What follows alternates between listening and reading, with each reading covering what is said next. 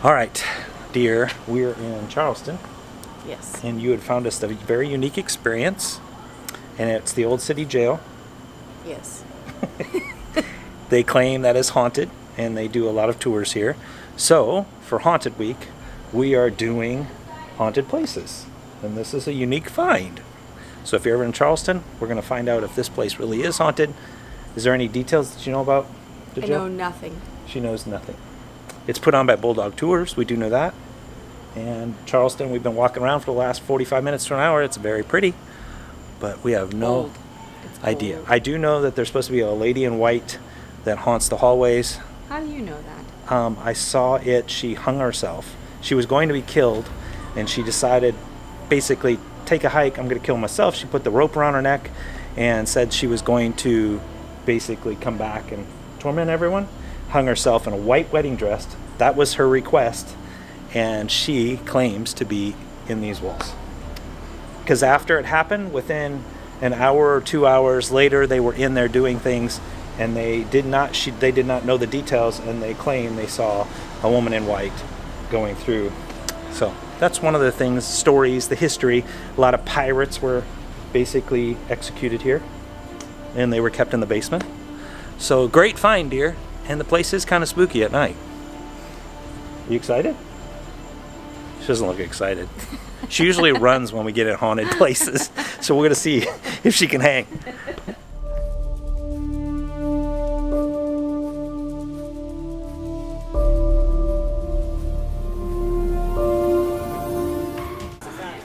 A guy just walked by from the last tour, and I heard him talking. He was like, I really can't believe I just felt that. When you were driving the tractor down the road.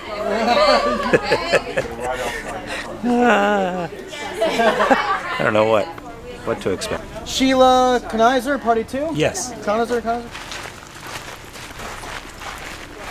right, folks, if you don't mind gathering right here, facing the building here for me, please. A man's ambition must be small to write his name on the jailhouse wall. These desperate words are scrawled onto one of the many cells in the building behind me, the old Charleston City Jail. This building was in operation between 1802 and real quick, sir, are you recording video at the moment? Folks, this building starts in 1802. The main cell block is the rectangle there in the middle. Okay, right over there you can see it. The octagon here, the rear cell block in the back, and the jailer's quarters up front where you gathered, that's added during a renovation between 1855 and 1859. Now before this is even built, however, this land, the swamp. Charleston's about a third landfill. The city didn't know what to do with this property at first, so they used it as a potter's field. Just a mass common grave. Big pit. Come bring on your loved ones down here and just whoop, bring them down here in the potter's field if you couldn't afford a stone headstone in a churchyard. Okay, those were expensive. Stone, you can't find it in Charleston. Doesn't matter how deep you dig. That's why we use stucco and we score it to make it look like stone block. You can't find it. Believe it or not, the random dead body lying around the city, well, kind of a problem in colonial America. They didn't have coroners or EMS, so there's a dead person in the street, nobody pick it up, nobody claim the body. What'd they do with it? Bring on down here to the potter's field, folks. So there are hundreds of people underneath of us before we even set foot inside that building. Now the British, they occupied the city during the American Revolution. They attacked Charleston 3 times. They got us on the 3rd after a 54-day siege. Humiliating loss, they rounded up more than 6,000 prisoners. So this yard was also used as a prisoner of war camp during the Civil War and World War I. So Germans were held here. Members of the famous 54th Massachusetts, the heroic all-black regiment that storms Fort Wagner during the Civil War. There's 30 of them held here in the jail.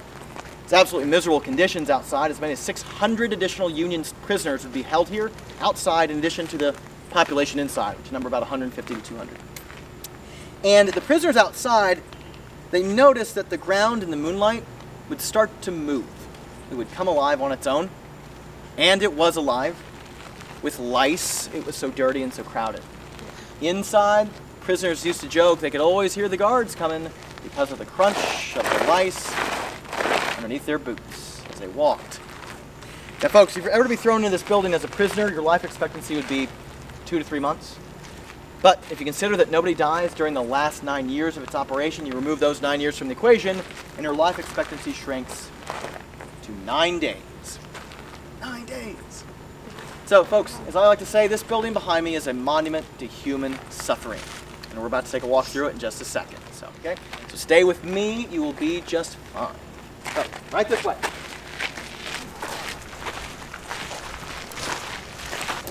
Oh, I swear to God, if I get out of there real. Yeah. I'll be there. 77. Right, here we go. So, as I said outside, weird things do happen in here. I'll bring this picture around. So I want you to look right here.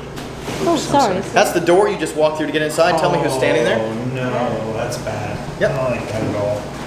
Yeah. If you look close enough, you can kind of see a little ammo bag. It's a Confederate soldier. Which would make sense because Confederate soldiers would be the guards. Here, please. Yes. Alrighty. Come on down. Tony here could pull Crystal's arms straight out of her socket. Now, it's just a prop, fear not. I'm very relaxed about this.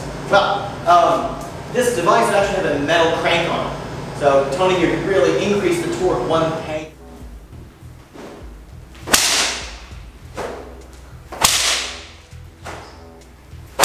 Right? Absolutely rip you apart. Now, folks, as we continue through the jail tonight, I'd like you to pay attention to the doors. If you see a wooden door over a cell like the one across the hall, that signified that non-violent criminals were being held there. But metal doors, well, metal doors are special. That meant that violent men were kept in those rooms. And on the third floor, if you hear a very specific sound, if we're walking up there and you hear a, don't be alarmed, but keep walking, okay? It's Willie. This is a guard that is still making his rounds. One of the most common, most frequent sounds that people hear on our tours. Now, he's not aggressive or angry. He's not going to hurt you.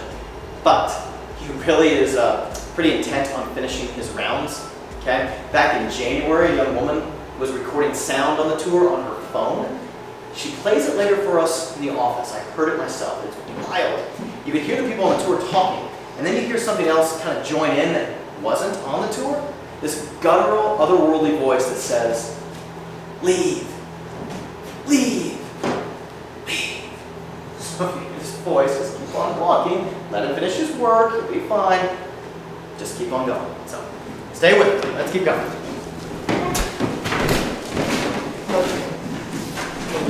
Alright, so I'm going to show you this little, we don't normally come in here except on history tours, we're a small group, so a little treat here for you. This is very neat room. This is the graffiti room. So, that quote I read you earlier, man's ambition must be small. Right here. So if you're close up here, you want to see it. It's easier to see from the side. Oh wow. So I'm going to go ahead and turn this light on. Actually, probably easier. So you can see all kinds of graffiti. This is a lot of fun over here too. These boats. Okay, these SS oars, all these huge boats here. You've got Iscario, 6 January 6, 1927, Portuguese prisoner right here. Men playing tic-tac-toe. Now, one of the creepier things, and you'll see the tick marks here, okay? Now, a lot of people mistake this. They believe it's prisoners counting off the days they're held here. A little too light for that, okay? What this was guards could come in here with just a whip to beat prisoners and then count off stripes right there on the wall. Yeah. So, the coloring on the walls here, that's from the art school that was here in 1999. So, a lot of neat graffiti here. Again, if you want to look at that quote, this is one of my favorites. Right here, it's easier to look at it kind of from the side. So man's ambition. All right, let's carry on. Right this way. Oh, I lost you, dear. Hands. Here we go. All right, I'm gonna ramp it up here on your Melissa. So this door number 2, lock number 2, has a special cubby in it. The guard would put their head in. And this enabled them to look left and right to cover their blind spot, to make sure nobody was waiting in ambush. So Melissa, again, don't take the flashlight. Look left and right. Now make sure you put your head in there, just like a guard. Right. Yeah, exactly.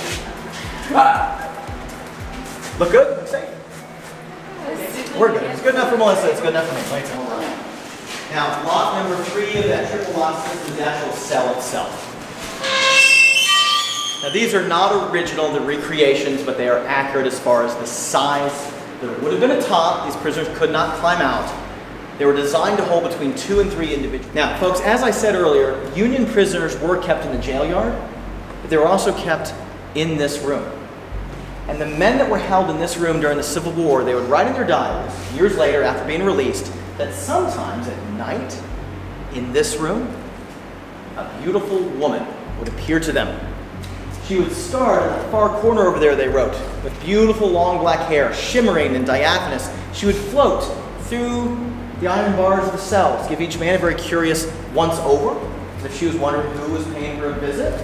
And these men then would watch, awestruck. She floated right through these iron doors into the hallway and would vanish. And she is the most famous resident of this jail. 20 bodies. They're sentenced to die. John and Lavinia brought here to this jail. They're held here for roughly 3 months before their execution in February of 1820, and they didn't always separate the men and women in this building. So while it's hard to have any sympathy for a murderer, you can imagine that some of Lavinia's debts were probably settled here. On the day of the execution, they built a large gallows at the corner of Broad and Meeting Street. The whole town shows up to watch. It's a macabre sight. Problem was, according to our laws, you couldn't execute a married woman. Oh, our city officials think for a second and, let's execute John Fisher first, right? By a few minutes, Lavinia is now a widow and thus fair game and susceptible to execution. But Lavinia was pretty crafty herself. You see, very wild. She asks to be executed in her wedding dress. She knows she's good looking. And her hope is that some poor dummy in the audience will be so desperate and lonely to propose marriage on the spot and thus save her beautiful husband. But there were no takers that day. And her true nature boils over. She becomes enraged and she yells, "If any of you has a message for the devil, give it to me now, for tonight I will be dining in hell." And with that proclamation, the hangman pulls the lever to the gallows and drops Lavinia to her death. Ladies and gentlemen, I cannot tell you if Lavinia Fisher has ever met the devil. Beg your pardon. But I can tell you she's never left this building. She's the beautiful woman, of course, that appeared to Union soldiers in this room. And she's the one that scratches people. Light. Let there be light. He's the one that plays with the wheelchair. People have seen that thing move. Now that's an authentic Victorian wheelchair. But it was never located in the jail. We just put it in here because it looks scary. I think mission accomplished. So, people see it move. 3 summers ago, 5 different tour groups over a 2-week period saw that thing. Scoot across the floor about 2 feet. And then, there's a 9-year-old girl in this room a month later, on a tour, who suddenly leaves her parents' side and starts talking to the wall. Everyone on the tour starts looking at this girl like she's lost her mind. Finally, her parents ask her, "Sweetheart, who are you talking to?" As only a child can. She says, "Mom, Dad, can't you see the new friend I get over here?" And she describes talking to a young black kid that matches the description of Alonzo Small. So she adds, "He's getting bored pushing a wheelchair by himself. He just wants somebody to play with." Right? Let me show you this. This was taken 2 summers ago in this room. I'll show you. Yes. See the guys? Who's casting shadows?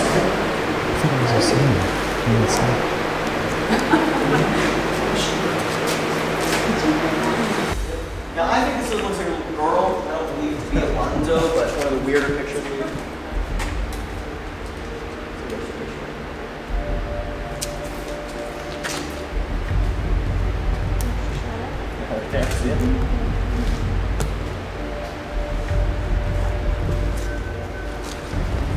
Just cast an extra shadow right there. That is an extra shadow. Yeah. It's just a bonus. Yeah, right? Exactly. All right. Well, folks, let's carry on down to the first floor. Much cooler temperature-wise down there. So right this way.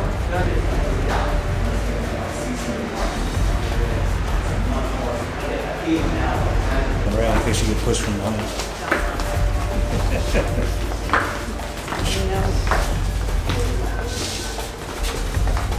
Now, real quick, guys, I want you to kind of get a little taste of what it would be like to spend the night in one of these cells. So if you can back up against one of these walls, you can stand in front of the fan and turn off all your lights again, your cameras and cell phones. It's be dark for about 60 seconds, and I promise you I'm not going to grab you. Okay, but it's got really dark for about a minute. Please stay still though, so I don't bump into you, and please also stay as silent as you can. So here we go. 1, 2, 3, go. Okay. So the first thing you'll notice right away is imagine you wake up in here and you gotta find the bathroom, the bucket, and you've got to trip over 15 or 20 other people to find it. That's how those get knocked over. And folks, the very last thing I want to talk to you about tonight is, over the years, we've had a couple people come back to us and say that on the first floor on the tour, they felt a creature running around, kind of scampering between their legs. And at first they think it's a cat or a dog that somehow managed to get at the building, because it will scratch and kind of sniff around their toes, their feet. But then they realize it's a little too big to be a cat or a dog. Folks, this creature, this thing running around, it's not a creature. It's a person. They never had psychiatric wings or mental wards at the jail. See, in the late 1800s, there was a poor teenager. Okay, he had mental problems, a terrible mental illness. The prisoners had nicknamed him Animal because he liked to get down on all fours and run around to try to play with the other prisoners in the building. But they didn't want to play back. And they killed this kid after 2 weeks. Oh, But wow. Animal, this kid, he's still running around here today looking for people to play with. And most of the time, he's friendly. But in 2015, we did have to take a woman out of the building because something bit her. Even the pedicab driver that drove her home was freaked out by the bite marks she showed him on her arms. So, let me show you something wild here and then we gotta get at her. This picture was taken in April.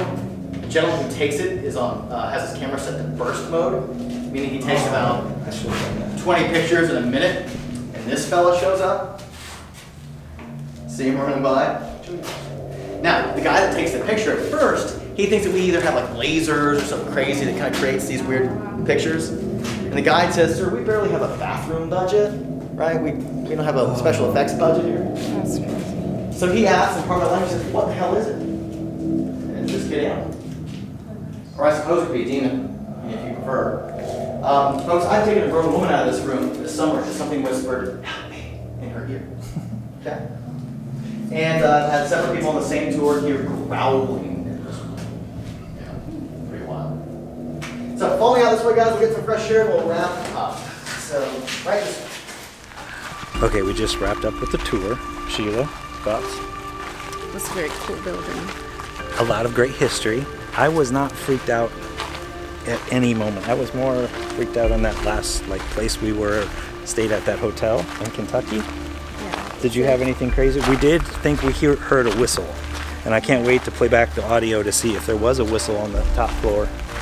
A lot of bad history in there, but I didn't feel like it was. It wasn't like, there's thousands of people that have died here, but It wasn't scary. Ghost tours have been here, and I guess they had some big things, ghost hunters. Yeah. But we didn't have nothing. We're bad ghost hunters.